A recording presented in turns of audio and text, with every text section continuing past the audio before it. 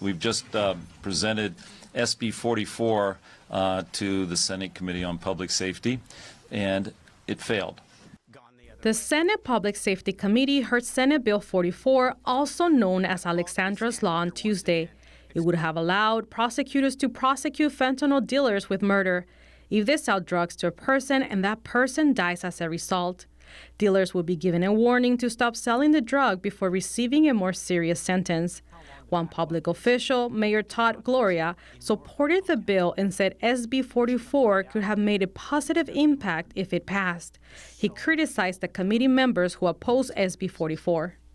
And if you can see the lineup of corpses in our coroner's offices across the state of California and not recognize that we need to take action, but to have consequences for illegal behavior, accountability for reckless endangerment of people's loved ones. We're a society of laws. Laws are intended to be obeyed. San Francisco DA Brooke Jenkins expressed how close to home this bill hits. I too have buried one of my children for a different reason. But as you all know, it is the worst pain you could ever imagine. No parent should have to bury their own child. Justice might be delayed, but it doesn't mean it's going to be denied. Lawmakers who opposed SB 44 said they were concerned with how to prove whether the dealer was aware that the substance sold was lethal. This is because some fake pills are laced with fentanyl, and a dealer or buyer may not be aware of that. Senator Umberg replied, The jury determines what the state of mind is. The jury could still determine, hey, look, person said they didn't know. I believe that they didn't know. I believe they've done their due diligence. They said, hey, listen, here's the email that says, I don't want it laced with fentanyl.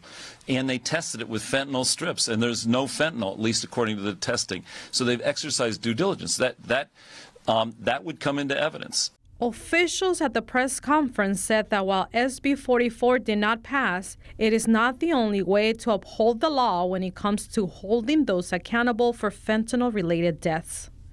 The overall goal is to create as many tools as possible to deal with the fentanyl crisis.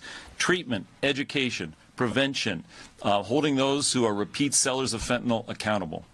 Matt Capelouto, the father of Alexandra, whom the bill is named after, shared his thoughts. The drug dealers are given a chance to change direction to avoid serious accountability. They're given an opportunity to save themselves from a life behind bars. And if they don't take that opportunity, they pay a price. Opportunity is what members of the committee had today, and they didn't take it. Their actions today say it's okay for drug dealers to sell poison pills that cause death with no repercussions. According to a fact sheet by Umberg's office, synthetic opioids such as fentanyl were responsible for the majority of drug-related deaths in 2021. For people between the ages of 18 to 45, it was the #1 cause of death. 28 out of California's 58 counties are believed to have adopted fentanyl-specific warnings for dealers.